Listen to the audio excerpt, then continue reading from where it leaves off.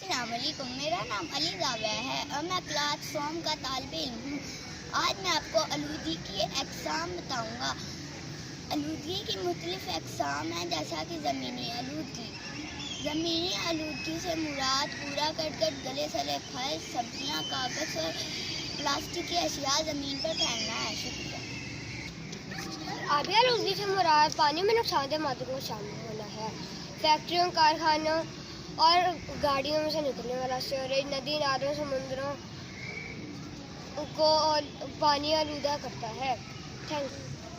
Number 3، ہوا کی آلودگی، جیسے یہ گاڑیوں، کارخانوں اور گھروں اور فیکٹریوں کا دھواں ہوا میں شامل ہو کر ہوا کی آلودگی بن جاتا ہے اور یہ لوگوں کو بیمار کرتا ہے۔ نمبر 4، شور کی آلودگی۔ شور کی آلودگی سے مراد غیر ضروری شور، جیسا کہ ریل گاڑی، ہوائی جہاز اور مشینوں کا شور۔ شور کی آلودگی سے بلڈ پریشر ہائی ہوتا ہے اور دل کی بیماری بنتی ہے۔ اللہ حافظ۔